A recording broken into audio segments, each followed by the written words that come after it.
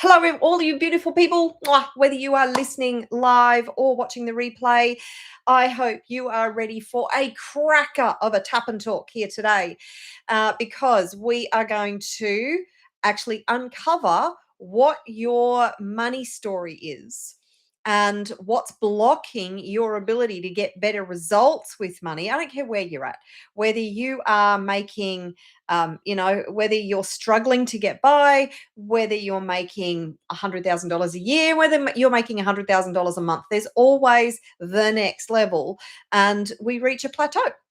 So today we're going to look at your money story. And you know what? All our stories are interwoven because everything is a relationship. We're in relationship with our world. We're in relationship with the people in our world. We're in relationship with the things in our world. We're in relationship with our bodies. We're in relationship with ourselves. We're in relationship with money. We're in relationship with society, with culture. Everything is a relationship. So if in any area of your life, you don't feel like you have the optimum outcome or the optimum results, then always come back to your relationship. And of course, at the core of that is your internal relationship.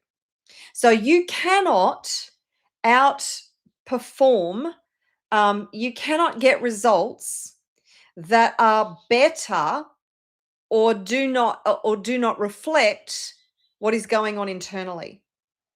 So you can have the best money-making strategy in the world, but if you have a terrible relationship with money, then your results will ultimately be crap.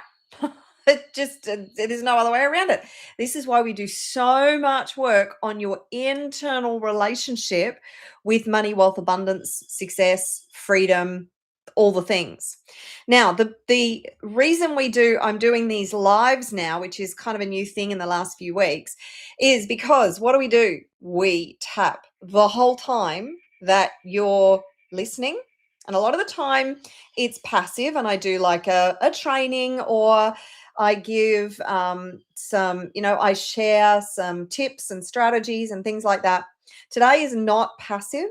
It is actually active. So you will be tapping, and hopefully you have a pen and paper. If you don't have a pen and paper, then go and scramble and grab one while I'm talking before we dive in, because I'm going to go through multiple questions today that are going to be very revealing for you. Okay. The only way that you can shift your relationship with anything is to understand the nature of that relationship. It's to understand the stories that could be undermining and sabotaging the results that you really, really want.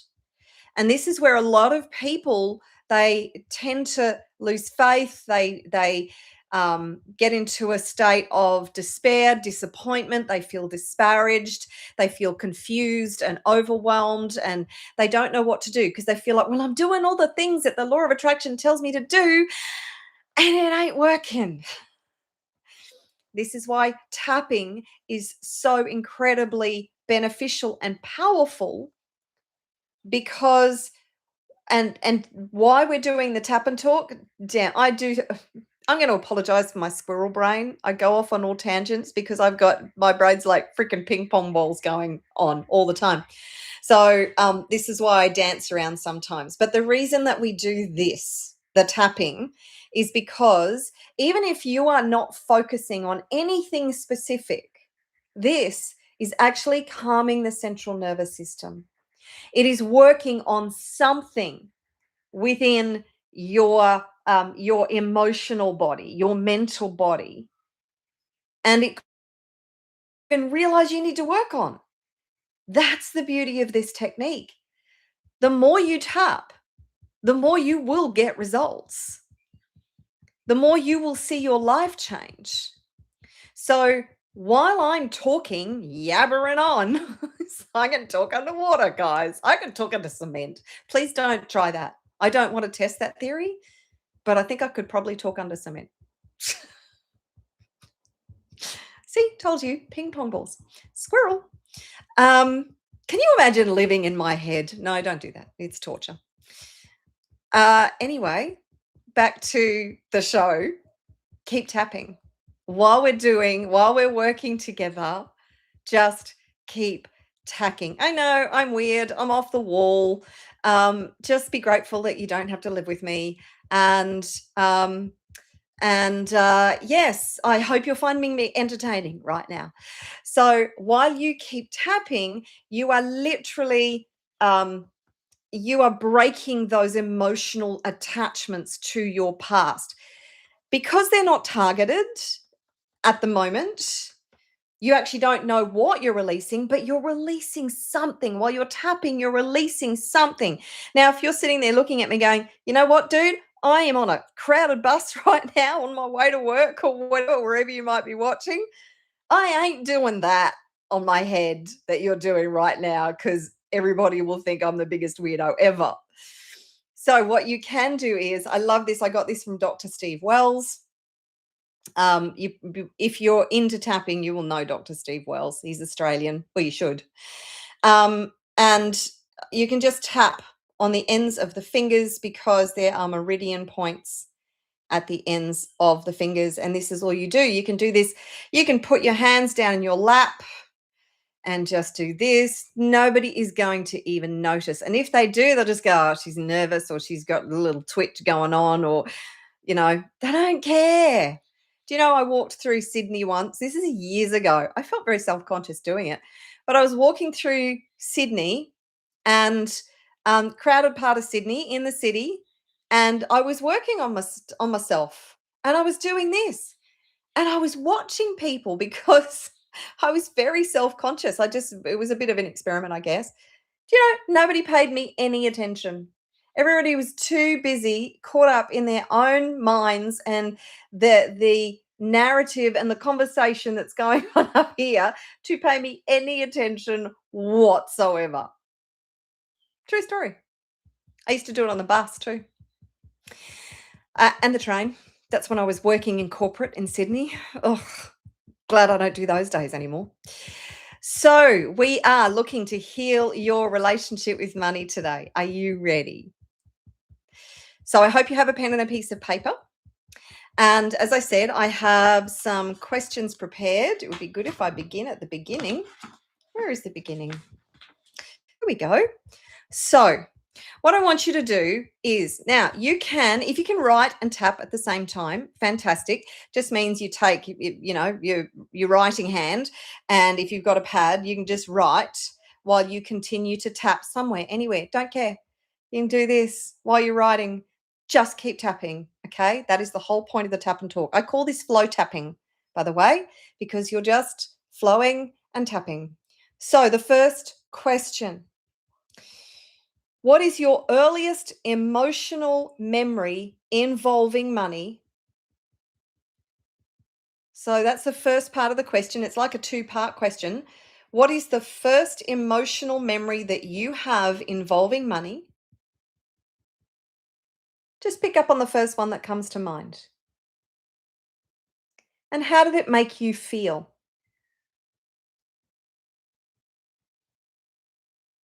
So write down the first memory, how it made you feel. You write in shorthand. Only you need to understand this. And just sit with that.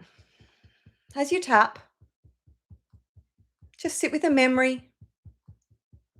Sit with the feelings that it brings up for you.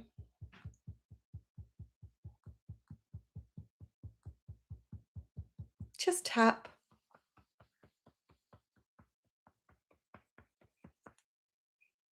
Was it a number of emotions and feelings that come up for you around that memory?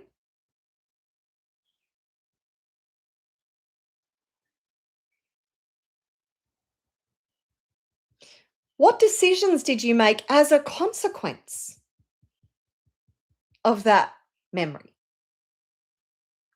So let me give you a little example.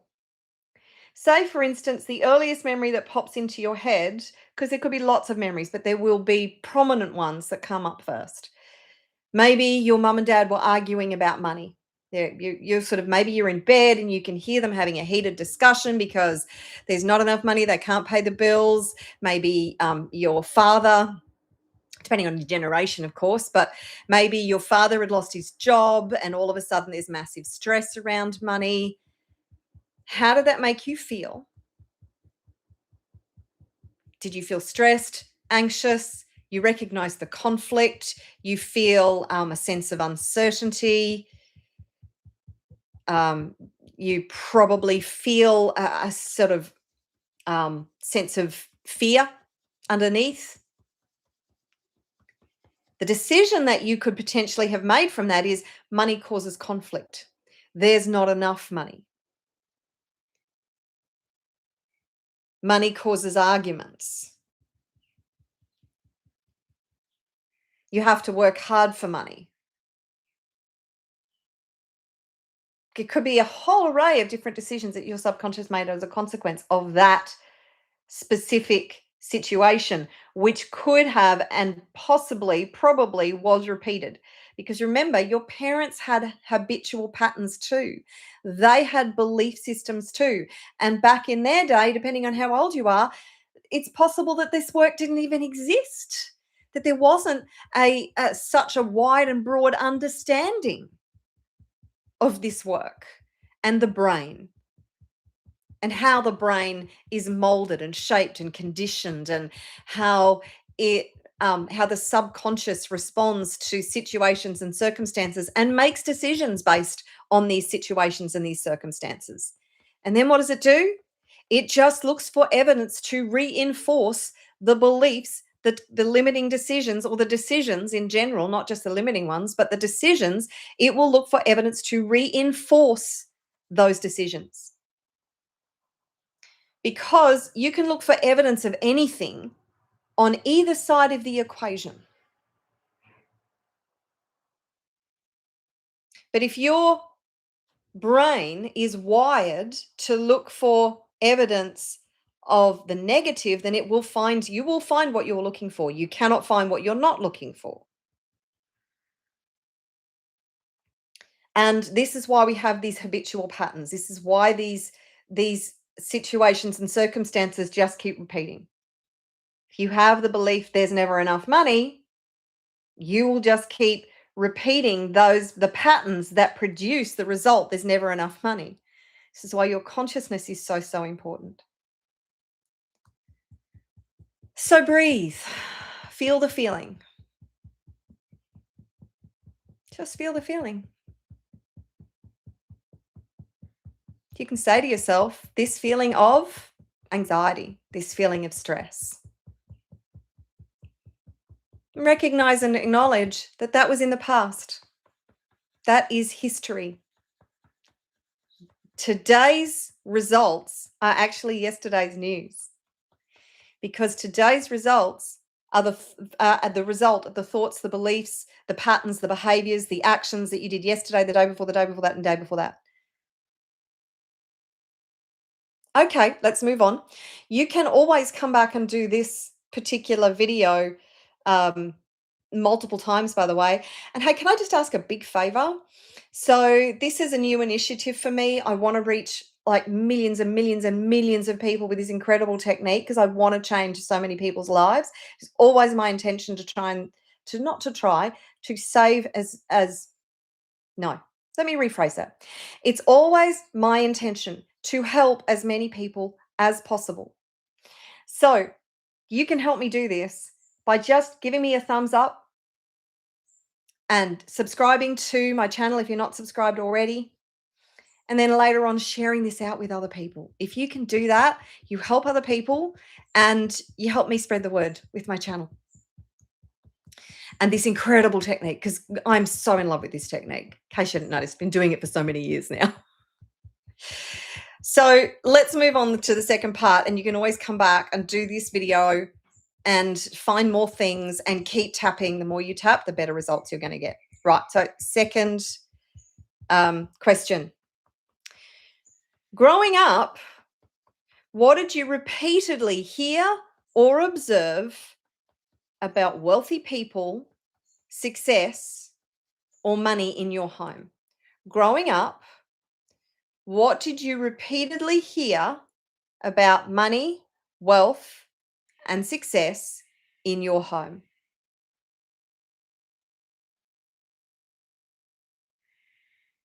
Just think about it.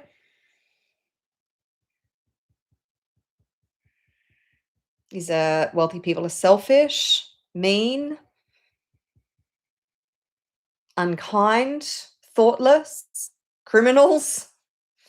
So remember, it's not just your decisions about money, it's your decisions about wealth, it's your decisions about wealthy people, it's the decisions about yourself in relationship to money. If I have money, I might lose friends, I might lose family. Maybe because of your past history, you made a decision that having money is dangerous. Depending on what environment you grew up in, that could be a very real possibility. Money is so emotionally charged. Money causes stress, money causes anxiety. We've just covered one possibility. Money causes conflict. Maybe money causes divorce. Money ruins relationships because money is actually a central reason why a lot of relationships don't last. Now, my very strong opinion is that it wasn't the money that was the problem. Because if you have a strong, connected, loving, supportive relationship, it will survive almost anything, including money stress.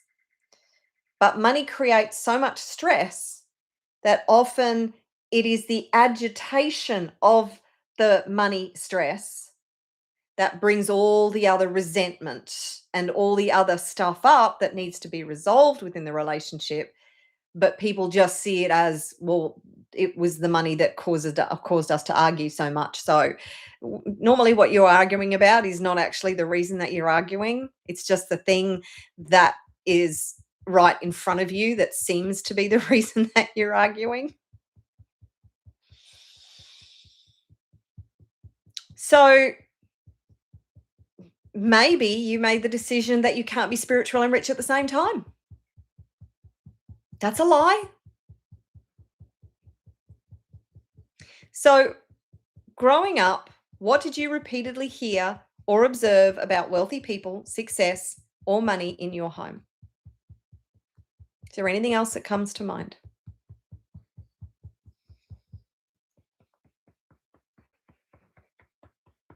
Here's a good one. When I was growing up, money was. Finish that sentence. When I was growing up, money was. What comes into your mind when you say that? When I was growing up, money was.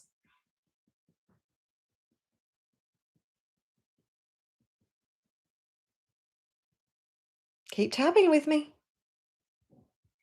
Okay. What did money seem to mean in your family?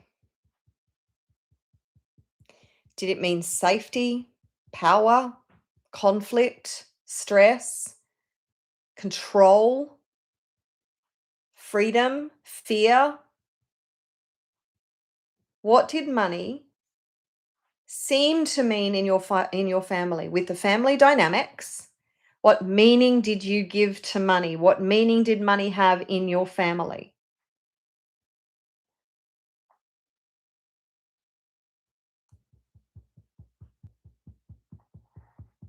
What meaning did money have in your family? Remember, everything is a story and everything is perception. Everything. And a thing doesn't actually mean what you think the thing means. The thing doesn't actually mean what you think the thing means. Does that even make sense to you? A thing only has the meaning that you give it.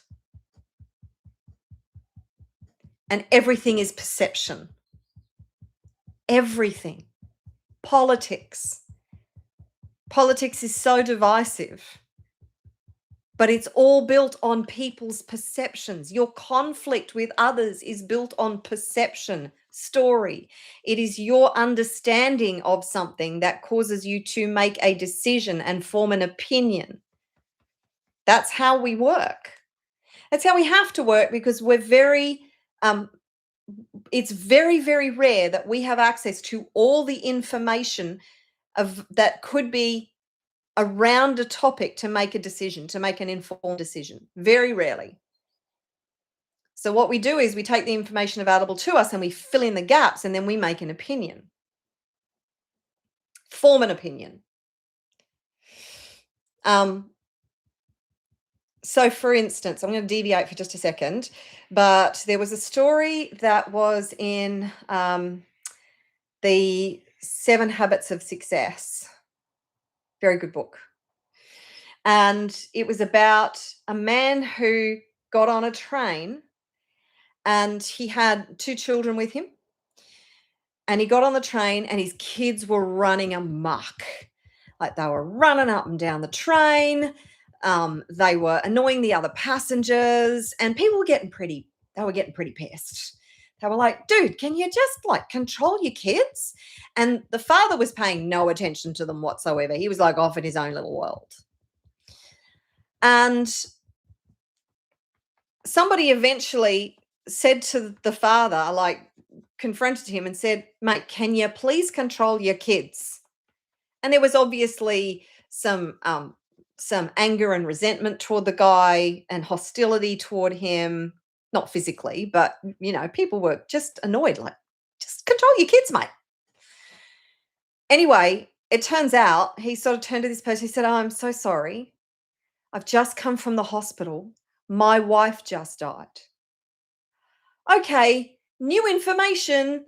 Everybody suddenly goes from a state of anger and hostile and frustration to, oh my God. If you have a heart, all of a sudden that dissolves and you're in a state of compassion and understanding and empathy. And all of a sudden the kids can do whatever the hell they want. New information. But nobody knew what was going on in that guy's life. And we don't know. This is why there's that saying, you never know what is going on in somebody else's life. Just be kind. So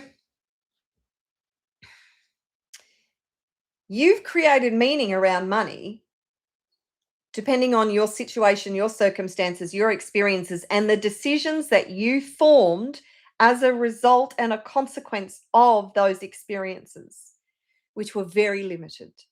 Because somebody who grows up in a very, very, very, very rich family, they could also have a multitude of different experiences around money. They could have experiences that money's the best. Money flows freely. All you have to do is, create a value exchange, and maybe you've got parents who instill these values in you around money, and you are taught how to make money, how to manage money in the world, how the world of finance works. You have a deep understanding of all this stuff, and you go out in the world and you sort of advance your family's wealth, legacy wealth, and you do good things and you make more and more and more money because of that conditioning. Happy days.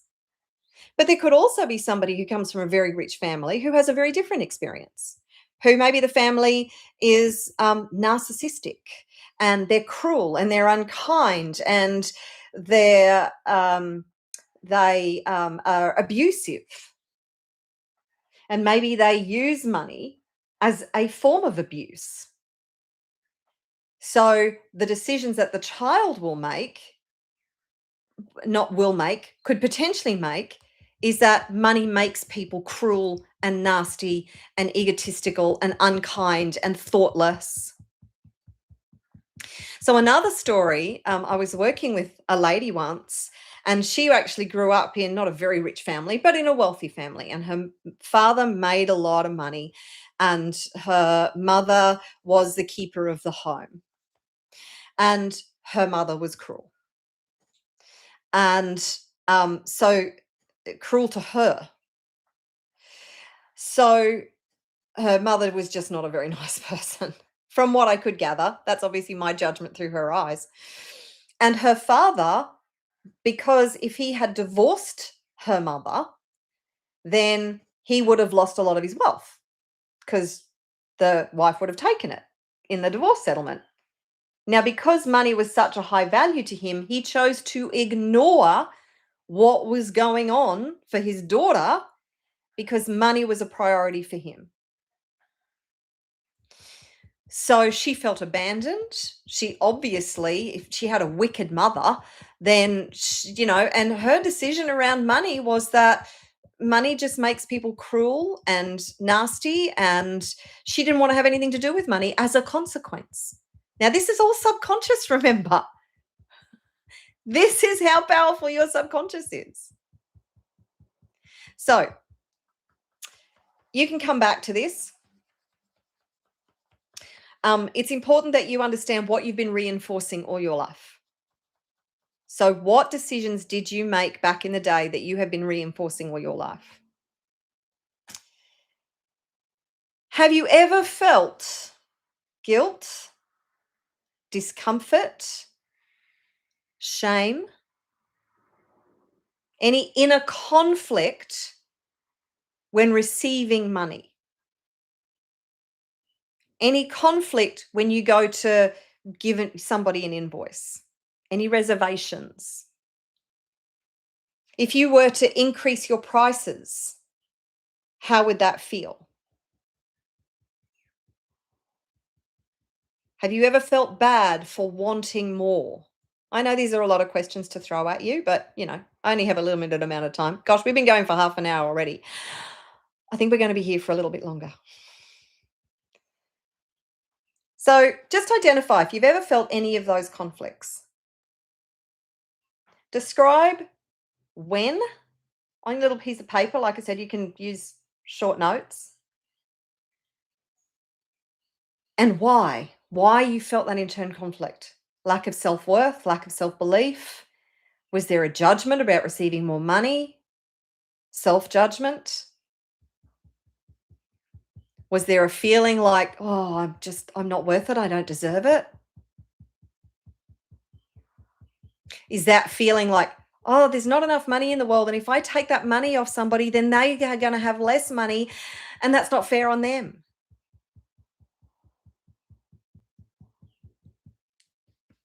Was there shame or guilt around wanting more? I can't want more because I should just be happy with what I have. That's common. If you're in business as an entrepreneur, I want you to think about doubling your prices. Just double them. Take whatever you're charging right now and double them. And imagine the next potential client who comes to you, you tell them, these are my prices. Imagine that scenario. How does that feel? Whatever it is that you're doing, there are people charging a lot more than you and being paid a lot more than you. And they probably aren't any better than you at what you do. Because it's not the value of you. Obviously, there needs to be a value exchange, and what you do needs to be actually getting people a result. But it's your conviction around that determines how much you get paid. If you don't have the conviction, nobody's going to pay you what you're asking.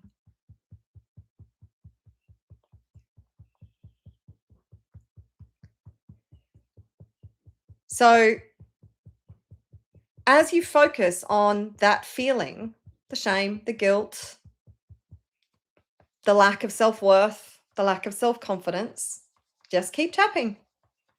Just keep tapping.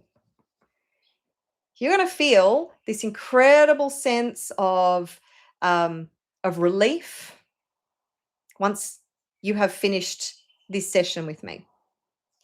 So, next question. What part of becoming truly wealthy feels emotionally unsafe or uncomfortable. So think about truly wealthy in every sense of the word. What part of that feels unsafe or uncomfortable?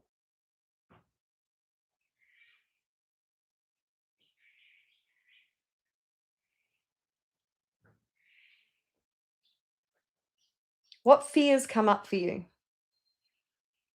Fear of judgment, fear of visibility, fear of loss, that it's going to be taken away, fear of responsibility, fear that you'll stuff it up, fear of negative consequences, fear of change, fear of a loss of identity.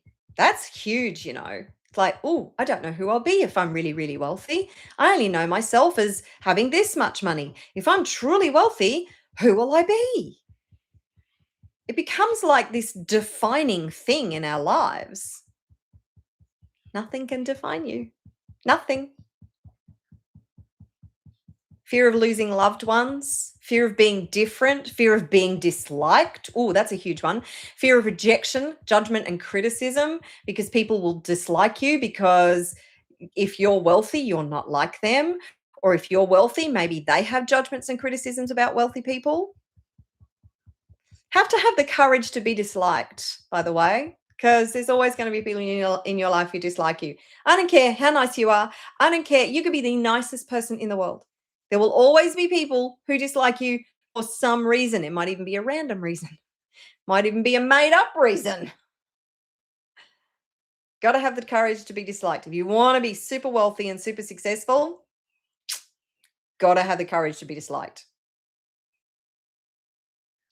Because sometimes people just hate. Even if they don't know why they hate, they just hate. Okay. Before I go on, I'm going to take 1 minute just to mention that I have created this incredible new process that is an in-depth analysis. It's called the Wealth Blueprint Breakthrough.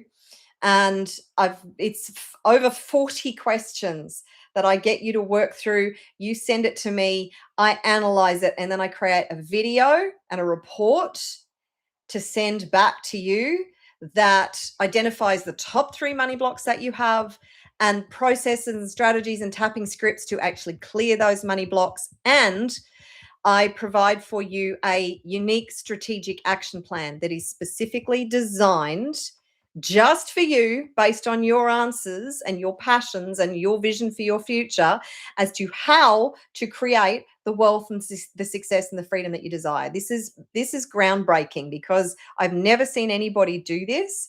So I did actually get the idea from somebody else, but I've developed it. And this is like, I've got it at a very special price right now. So it is currently in the description. The link is in the description. And I will put the link in the chat. But this is going to get, it's like having multiple coaching sessions all rolled into this one process. And you don't have to show up to be with me. You don't have to be on a call with me. That's why this is so groundbreaking. So let me just, the Wealth Blueprint Breakthrough, keep tapping. And I will put that in the chat and then we can keep going. I just want to acknowledge in the chat, Monty Primer. My parents never argued for money. They earned good money, but they still thought they were poor and never talked about money. So this is a great idea to heal my money story. Exactly. So next question. We just have about 3 more to get through. If you became extremely wealthy, who in your life might feel uncomfortable, distant, critical, or threatened? If you became extremely wealthy, who in your life might feel uncomfortable, distant, critical toward you, or threatened? So I did sort of kind of cover that in the last one, but this kind of goes to who you're most loyal to, who you don't want to upset, who you don't want to have conflict with. It's actually a primal need from our subconscious, our primitive brain to be accepted. And that goes, back hundreds of years, because if we were ostracized and outcast from our tribe, then that was almost certain death. We needed the tribe for survival.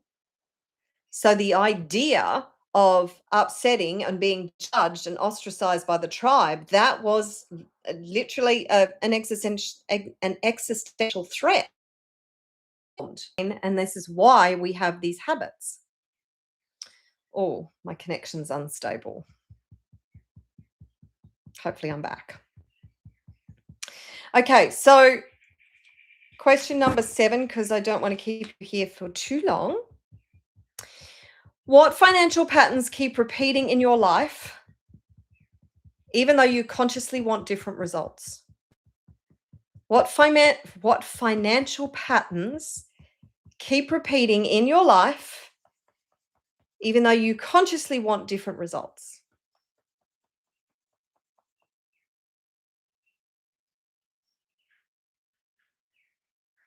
Maybe you make money, but then something happens, or you make a bad decision and you lose that money, or maybe you go and spend it. Like we are actually conditioned to be good little spenders. The more money we make, the more we spend.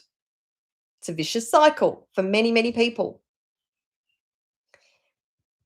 Maybe you start taking action and you go a certain way, but then you get distracted and you don't follow through. And the pattern of, if you're not starting, if you've got an idea and you're not starting it and you're procrastinating around starting it, then that's generally a fear of failure. If you start something but you don't follow through, then that's often a fear of success. Not always, but just as a general rule. Maybe you're chronically undercharged for what you do. Maybe you are procrastinating. Maybe you've got a habit of procrastination on things. Maybe you just make bad decisions. Maybe you've made a lot of money in the past and it causes conflict in your relationships when you made a lot of money for whatever the reason, and you want to avoid that in the future. What's the avoidance? What are you avoiding? What is the perceived downside around making a lot of money? Now people go, what do you mean downside? I want to be a multi-millionaire. There is no downside. Well, if you're not at least making progress toward that vision, then you perceive that there is a downside. Somewhere back in this powerful little brain of yours. Okay, so finish this sentence without editing yourself. So the first question that comes into your brain, the first answer that comes into your brain: money comes to me when? Money comes to me when? Not what you want it to be, what pops into your head. Money comes to me when?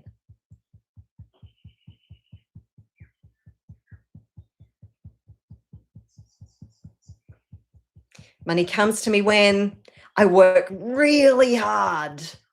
Money comes to me when I make lots of sacrifices. Money comes to me when I get a better job.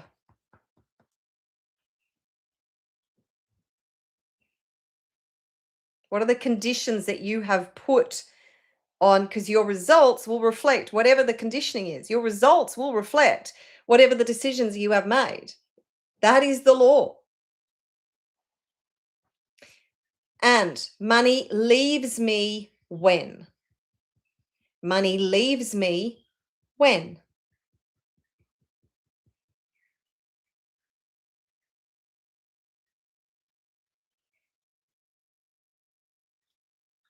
Do you know that over 80% of people who win the lottery end up within 2 to 5 years in the same position they were before they won the lottery or in a worse position.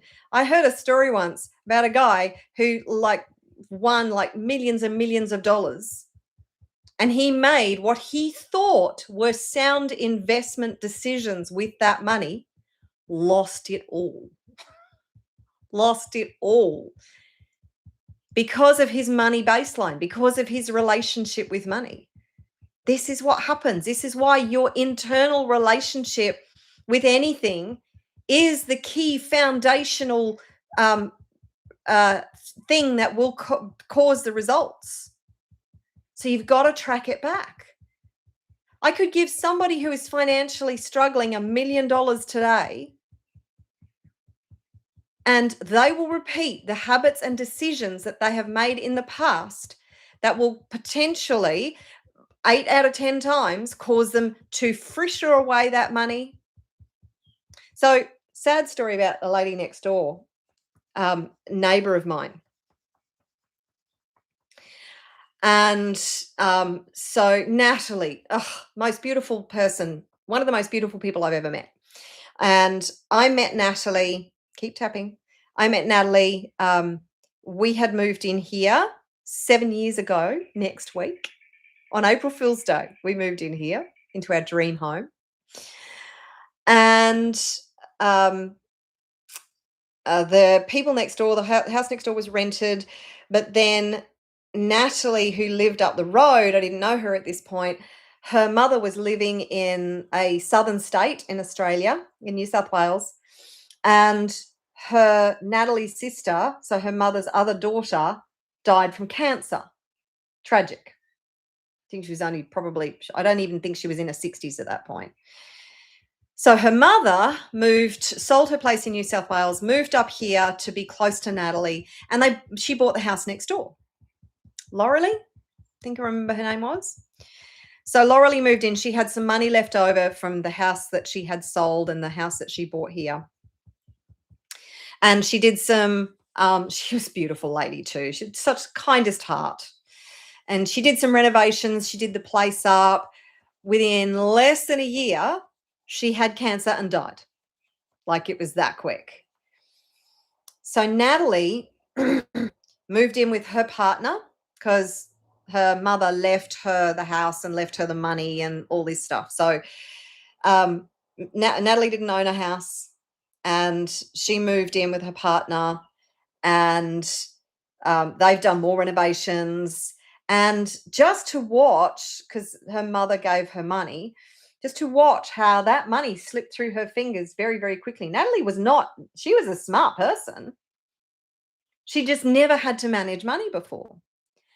And then she got word that an uncle who had passed away 18 months earlier left her $400,000. Whoa, happy days. So they put in a pool. They spent $90,000 on putting in a pool. They bought a new car. The money was just going and going and going. Now, the very tragic part of this story that is not money related at all, but it wasn't very long because Natalie's mother had died from cancer, and it wasn't very long before Natalie she found out she had cancer, and she died very, very quickly as well. It's just the most tragic turn of events. That was very sad because Natalie was just the most beautiful person. But the whole point of that story is to watch her behavior with money. Like, she could have taken some of that money. Not that it would have done her any good in the end, to be honest, but she could have taken that money. She could have invested it in precious metals, in whatever. But that was not where her head was at. That money disappeared very, very quickly. So that's it for today's tapping. It's been 45 minutes, so I'm going to wrap it up here. But keep doing the internal work. Keep doing the discovery work. This is just the beginning. And know that if you want better results with money, then the foundation is your wealth consciousness. It is your relationship with money. It's the decisions you've made about money. And you could spend hours going over these same questions. And what I'm going to do is I will actually put a link. You don't even have to sign up for it if you're watching this now or later. I will just put a link. I will upload the questions into a Google Doc, and I will put a link to the Google Doc in the description and in the comments below. And remember, if you want, I'm going to stop tapping. If you want that wealth blueprint analysis, as I said, it is a very special price right now. It takes me a long time to actually do the analysis and then create the video and the report and send it back to you. Very, very powerful point of transformation. Very revealing. And I've got it at a very special price, but I can only do so many of them because I've only got so much time. So if you want that, make sure that you click the link in the description or in the chat, or I will put it in the comments as well. And remember, please like and subscribe, share this with people who you think might benefit from it. And I look forward to seeing you in the next one. I'm currently doing these twice a week. If you enjoy them and if you think they're beneficial, then show up. Show up, support the channel, because the more you support the channel, the more of these I will do. If people don't want them, why would I do them? And I'd love your feedback. I'd love your feedback. Pardon me. And if there's anything specific that you want me to cover, let me know what it is. Put it in the comments below. Sorry, I've suddenly got dust in my throat. So yeah, and ask questions. So I know what you need and what you want and whether this is helping you. If I don't know this is helping you, then this is intended for you. Okay? So, love you loads. Go out, be amazing, do amazing things, have an amazing relationship with money, build massive wealth, and make a positive difference in the world. Okay? I'll see you again next week. Ciao.